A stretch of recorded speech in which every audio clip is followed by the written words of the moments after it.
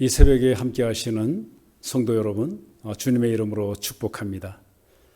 예수님의 새 생명의 씨앗은 성령의 바람을 타고 예루살렘을 넘어서 사방으로 흩어지기 시작했죠. 그리고 싹을 틔우기 시작했습니다. 스데반의 그 순교를 계기로 여기저기 흩어지면서 이름도 빛도 없이 흩어졌던 그 성도들의 눈물의 기도를 주님께서 들으시고 수리아의 안디옥 교회를 세우셨습니다. 그리고 그 수리아 안디옥 교회는 이방 교회의 시작을 알렸죠.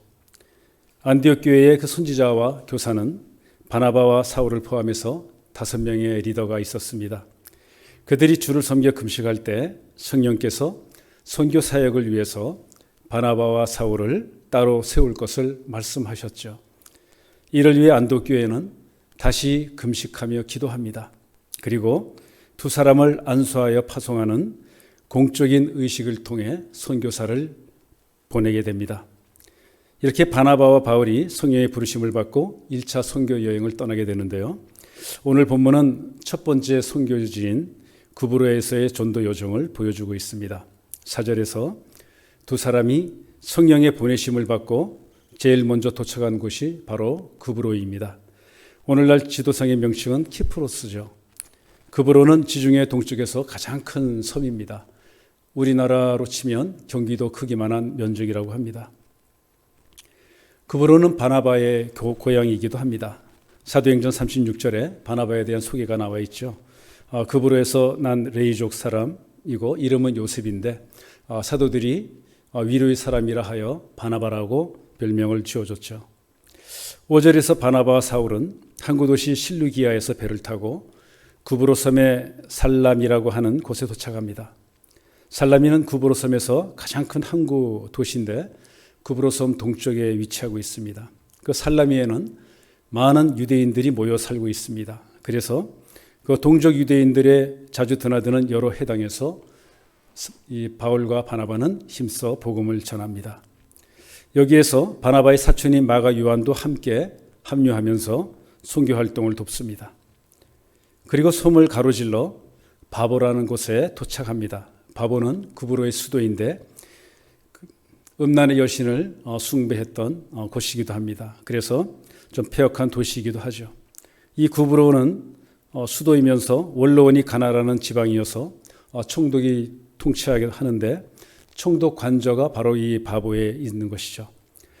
6절과 7절에 보면 총독인 서기오 바울이 하나님의 말씀을 듣고자 합니다. 그런데 그가 믿지 못하도록 방해하는 한 사람이 있습니다. 바로 바이에수라고 하는 유대인 거짓 선지자인 마술사입니다. 이 총독의 전속 무속인이라고 보면 되겠습니다. 바이에수라는 말은 예수의 아들이란 뜻인데 예수는 여호수아의 헬라식 발음이죠. 여호수아의 그 뜻은 구원자입니다. 그러니까 이 바이에수는 구원자의 아들이란 뜻으로 이 바보에서 무속인 노릇을 하면서 또 선지자 노릇을 하면서 총독의 존속자로 또 조언자로 있었던 인물이기도 합니다. 8절에 보면 그를 엘루마 즉 마술사라고 하는데 총독 서기오 바울이 복음을 듣고 믿지 못하도록 방해합니다.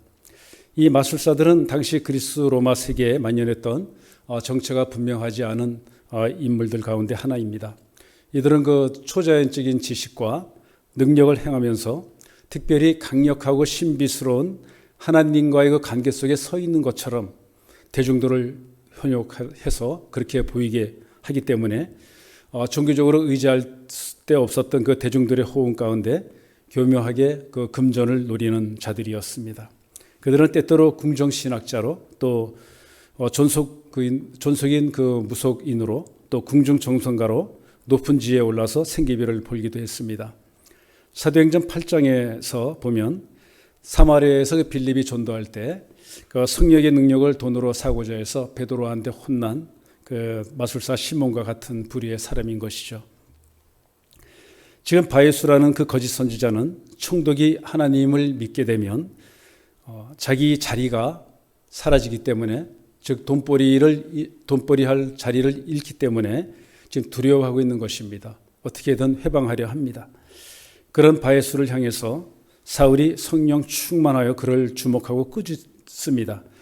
본문 10절 11절이죠. 이렇게 나와 있습니다. 이르되 모든 거짓과 악행이 가득한 자요 마귀의 자식이요 모든 의의 원수요 주의 바른 길을 굽게 하기를 그치지 아니하겠느냐. 보라 이제 주의 손이 내 위에 있으니 내가 맹인이 되어 얼마 동안 해를 보지 못하리라 하니 즉시 안개와 어둠이 그를 덮어 인도할 사람을 두루 구하는지라.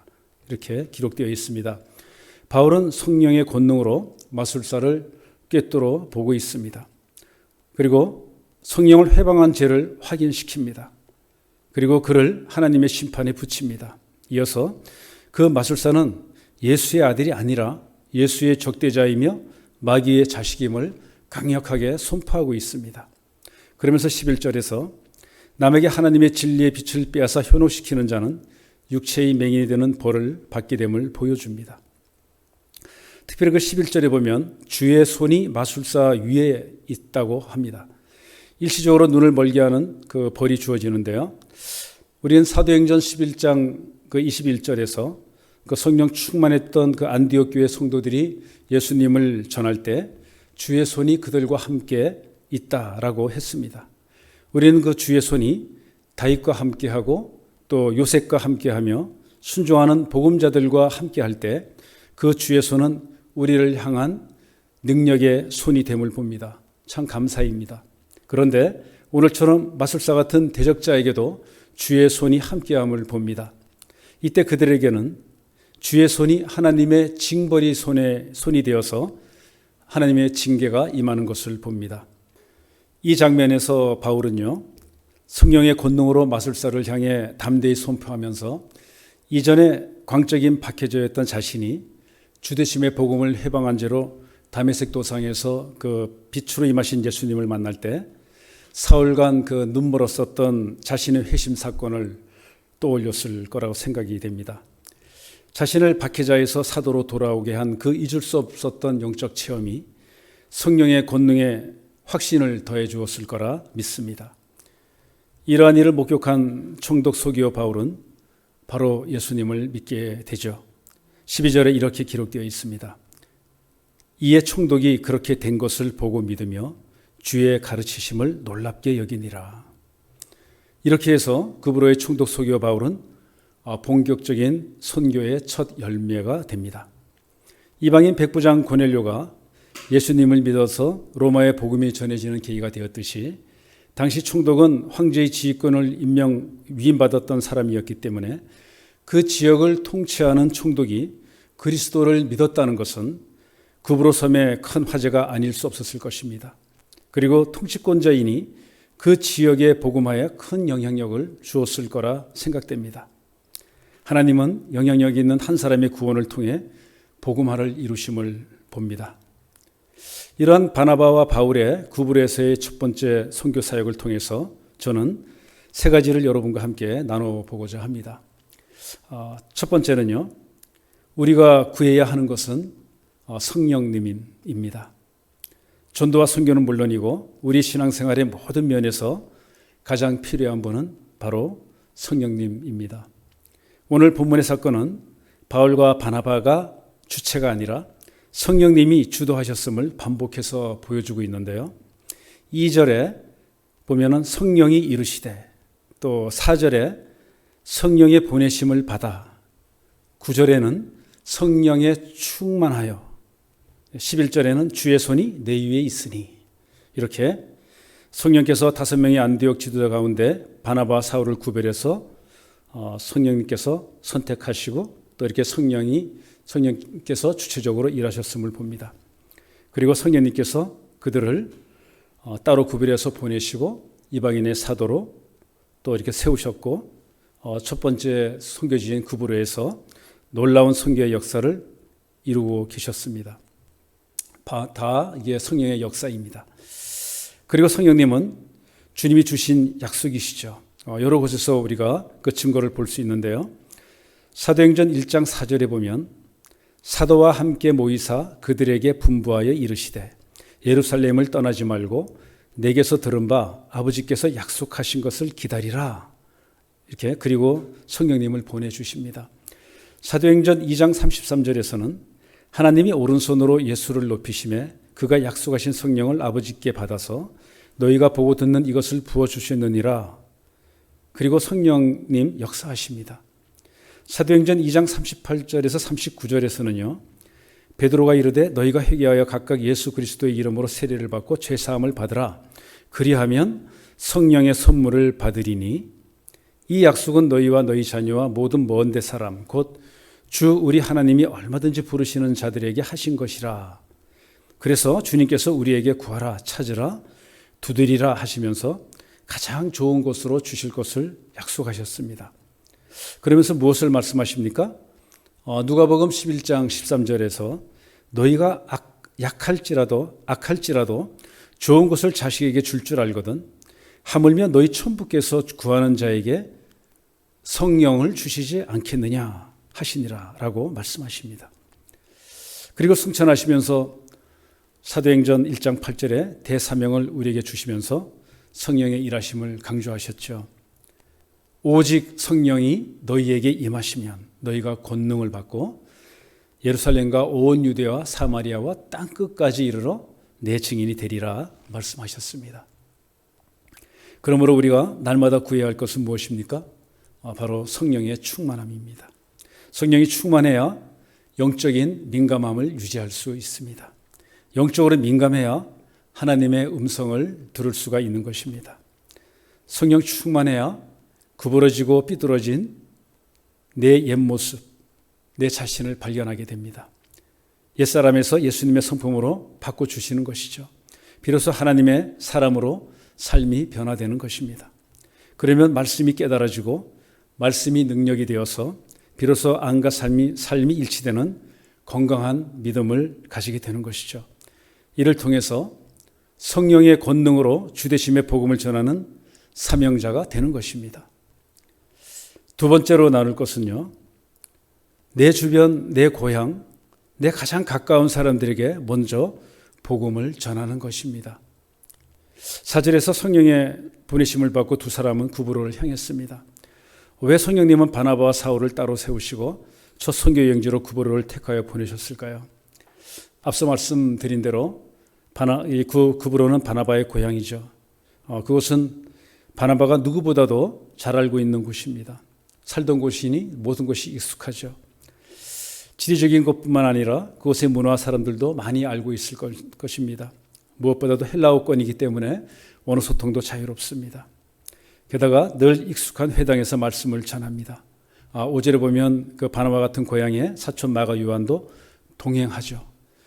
하나님께서는 첫 번째 선교지로 이들과 전혀 관련이 없는 곳을 선택하신 것이 아니라 복음을 전하는 자들에게 익숙한 곳, 가까운 곳, 내 혈족이 있는 곳, 그곳을 선택하셨습니다. 그리고 내 주변에 살아가는 사람들부터 먼저 영혼 구원하기를 바라는 주님의 세밀한 사랑을 우리는 보게 되죠. 이런 모습은 복음서에서도 볼 수가 있습니다. 요한복음 1장 40절과 42절에 예수님이 참 메시아임을 확인한 안드레가 누구를 가장 먼저 찾아갑니까? 그의 형제 베드로입니다. 또한 예수님을 만난 빌립이 누구에게 찾아가 복음을 전합니까? 그의 친구인 나다나엘입니다. 요한복음 1장 43절 46절에 나오죠. 또한 예수님께서 귀신 들린 거라사인을 고쳐주셨는데 그 거라사인이 받은 은혜로 예수님을 따르려고 합니다.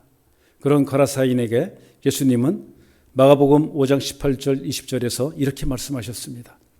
예수께서 배에 오르실 때 귀신 들렸던 사람이 함께 있기를 간구하였으나 허락하지 아니하시고 그에게 이르시되 집으로 돌아가 주께서 내게 어떻게 큰 일을 행하사 너를 불쌍히 여기신 것을 내 가족에게 알리라 하시니 그가 가서 예수께서 자기에게 어떻게 큰 일을 행하셨는지를 데가볼리에 전파하니 모든 사람이 놀랍게 여기더라. 아멘. 그렇습니다. 주님께서 하신 것처럼 우리가 해야 할 가장 큰 일은 영혼 구원을 위한 복음을 전하는 것인데 그 중에서 해야 할 첫 번째 일은 바로 나와 가까운 사람들에게 복음을 전하는 것입니다. 물론 복음은 땅끝까지 천하만민에게 전해져야 됩니다. 그럼에도 나는 예수를 믿어서 구원받았고 또 예수님을 다른 사람들에게 전하고 있는데 정작 나와 가까운 가족이나 친척 형제 자매가 또 그리고 사랑하는 친구가 예수를 안 믿고 지옥에 간다면 그것만큼 우리에게 안타까운 일이 어디 있겠습니까? 우리는 믿기에 구원을 위해 기도하지만 한편으로는 내 안에선 불가능한 일이라 여기며 한쪽 그런 마음을 갖고 기도하고 있지는 않는지요.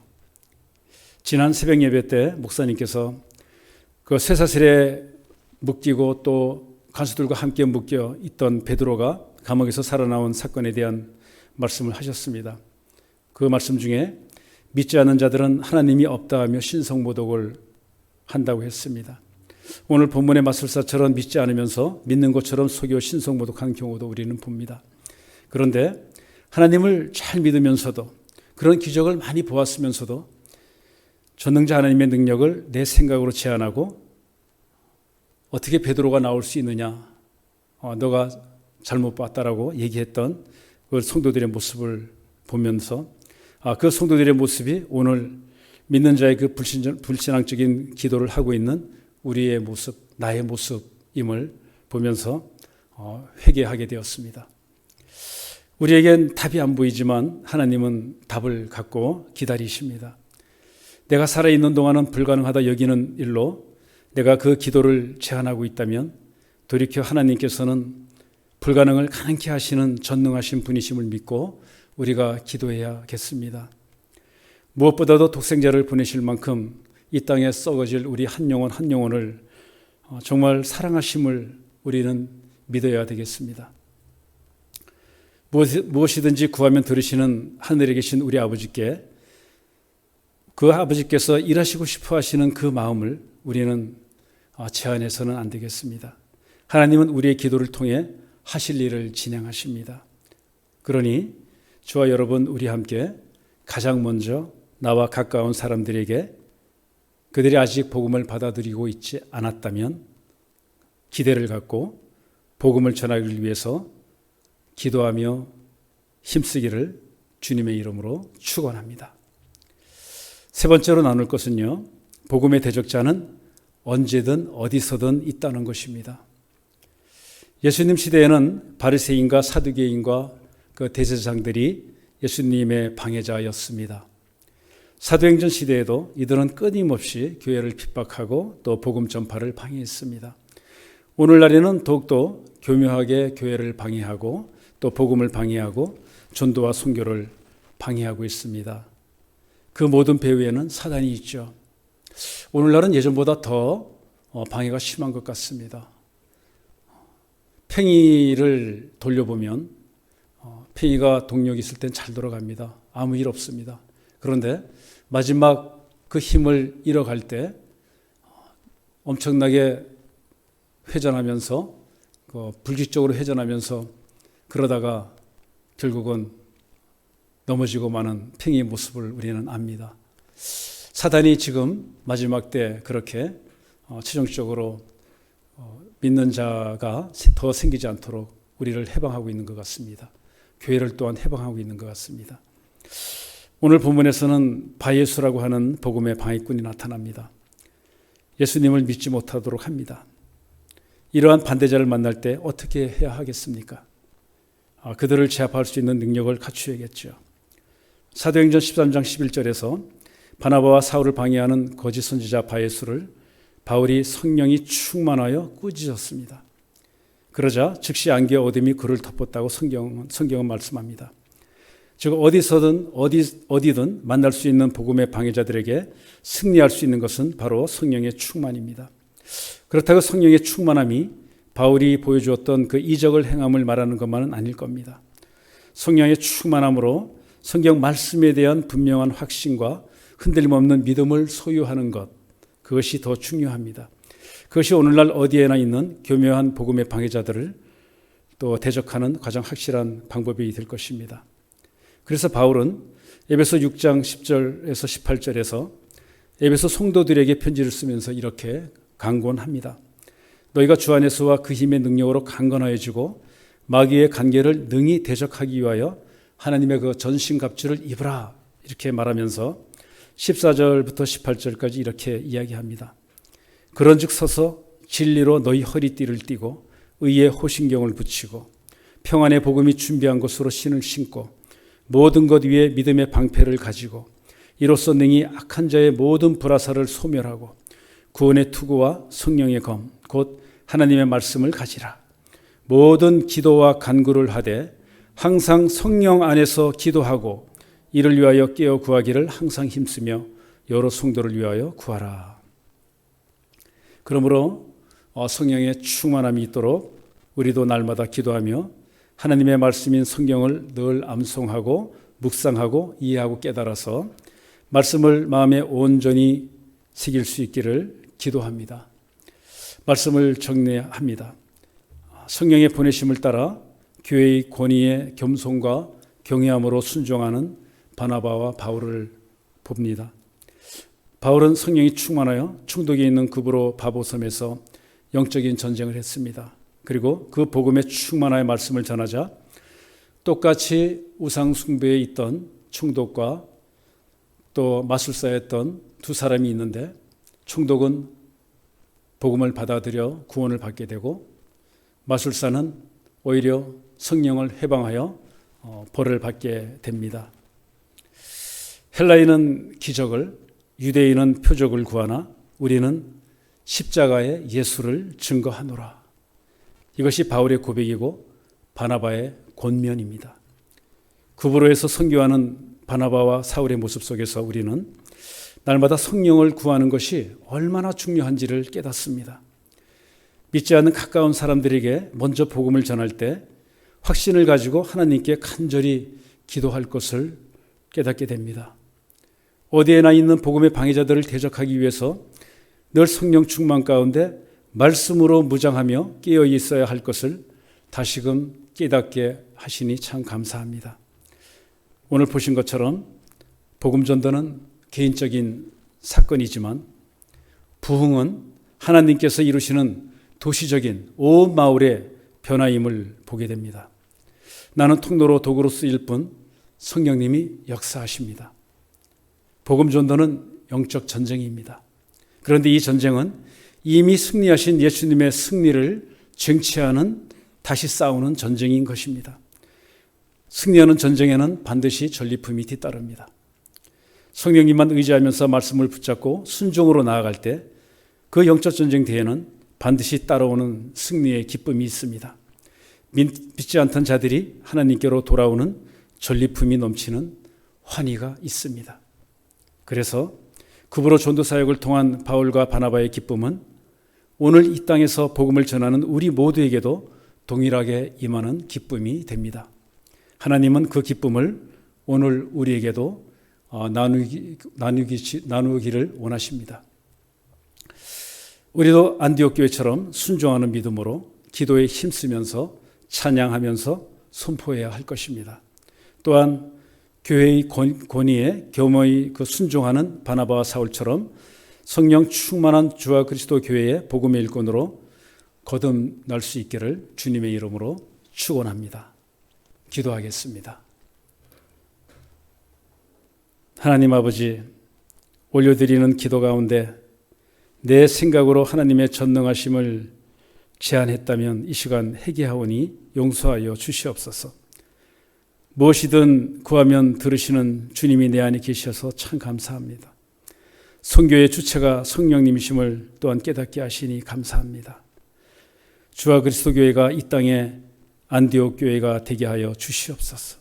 바나바와 사울처럼 순종하게 하시고 담대한 복음의 일꾼으로 거듭나게 해 주시옵소서. 예수님의 이름으로 기도합니다. 아멘.